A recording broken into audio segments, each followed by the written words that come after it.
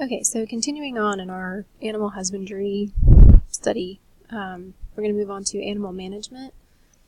So how do we actually manage our animals appropriately? So preventative maintenance is a big thing. Preventative maintenance basically just means you're trying to prevent anything bad happening. So things like disease or injury, stuff like that. That all can be prevented through certain things. That's what we call preventative maintenance. Part of preventative maintenance is record keeping. Okay, so you want to keep accurate breeding records.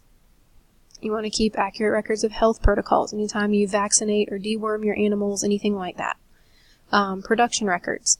So how much did this animal sell for? How much meat did they produce, etc., etc. Vaccination schedules.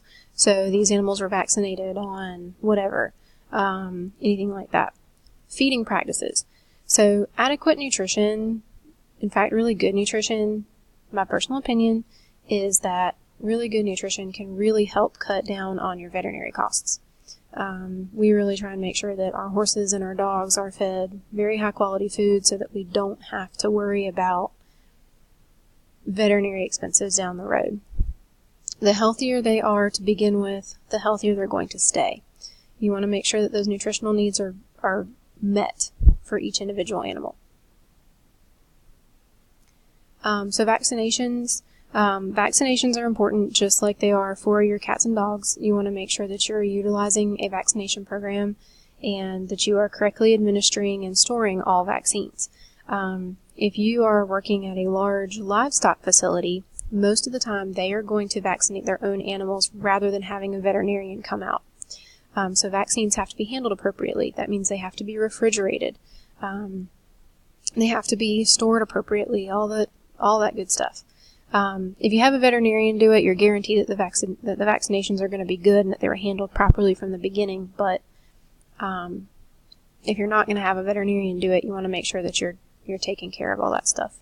And then parasite control. So that's not only internal parasites, which are things like your worms, your intestinal worms, that sort of thing, but also external parasites like flies. Flies are considered an external parasite. So what sort of fly system are you going to have in your barn to reduce the number of flies that are in your barn and landing on your animals?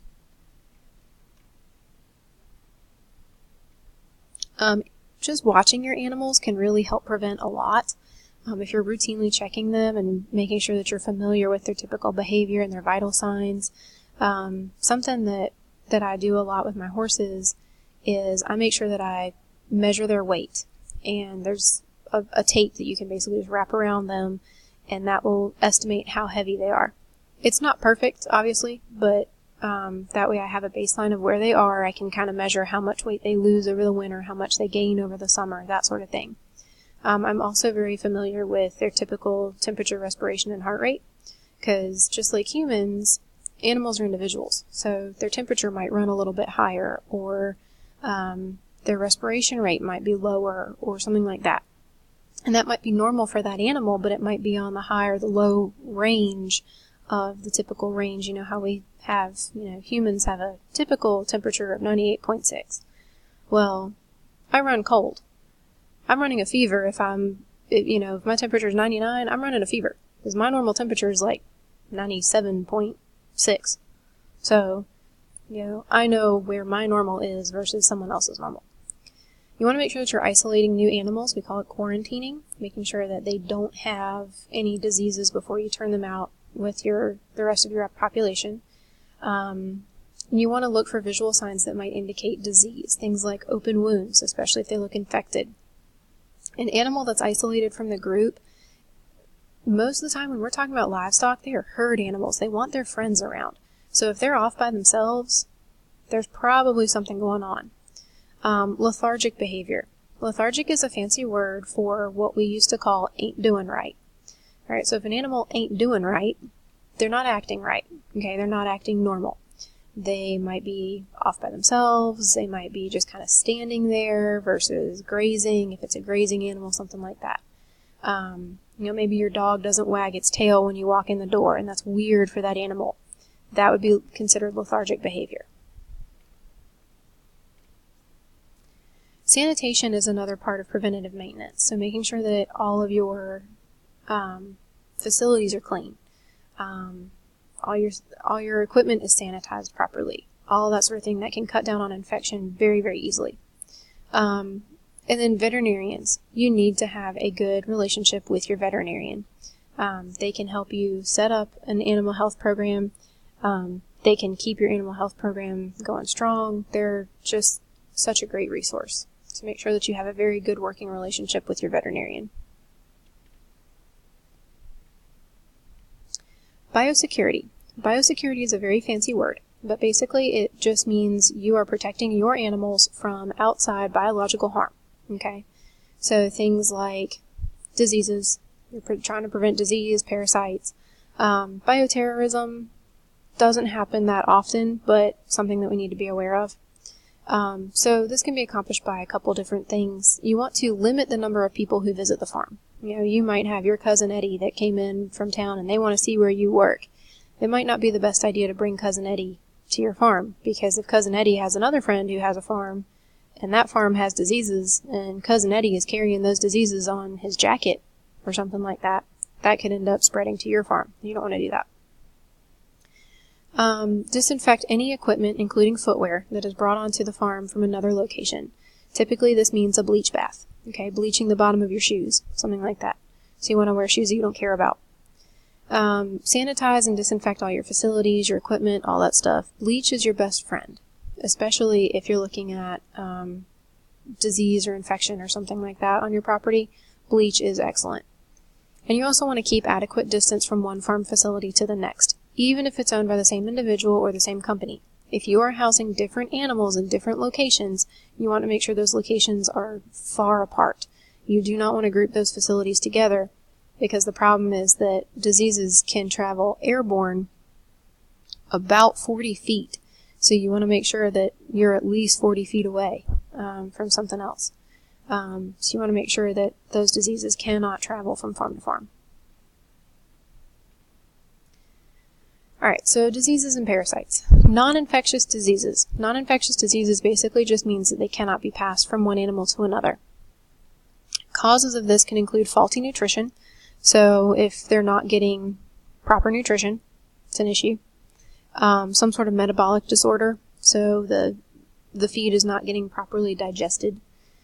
Trauma, like wounds or injuries, they can become infected, and that infection may not necessarily spread to another animal, but because there was an open wound there, it settled in that wound. Toxic substances, so poisonous materials. This would include chemicals, plants. Some plants are dangerous to animals. Snakes, spiders, that sort of thing. And then congenital defects. Congenital is just a fancy word for birth, so birth defects. Alright, so if an animal is born with something, it may not necessarily spread to another animal, but that one animal will have it. So, infectious diseases, caused by a couple different things. Virus is, of course, one of them. Influenza is kind of your top common virus. Rabies is another virus, also shipping fever, that sort of thing. A virus really is just a microscopic infective agent, and it will cause disease, it will cause issues, typically fever. Most of them really can be controlled by vaccinating animals. We have flu vaccines. We obviously have rabies vaccines. Things like that. That's what you're vaccinating against, are these viruses. Bacteria. These are single-celled microorganisms that can cause disease. Your common bacterial infections include things like Salmonella, E. coli, Streptococcus, that sort of thing. Bacterial infections are pretty easy to be prevented. Really, sanitation, just keeping things clean. You're not going to have bacterial spread of stuff. Also making sure that you're preventing injury to your animals. That injury can then become infected with bacteria. Internal parasites, these are organisms that live inside an animal. So things like roundworms, heartworms for your dogs, tapeworms, that sort of thing. Whipworms, hookworms, all kind of fall into this category. And they are really controlled through routine deworming. And it depends on the species of animal as far as what protocol that is. But for our horses, we deworm them 4 times a year.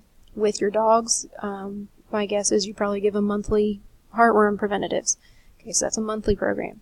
Things like that. and also pasture and herd management. If you have one animal that has worms, you can actually help get rid of them by, if you go out and you kind of like, this is going to sound gross, but you spread out their poo.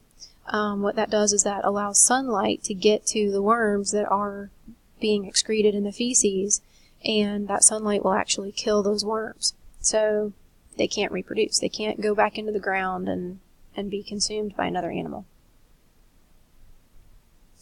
And then external parasites. So organisms that affect the outside areas of the animal's body. Things like flies, lice, mites, ticks are a big one.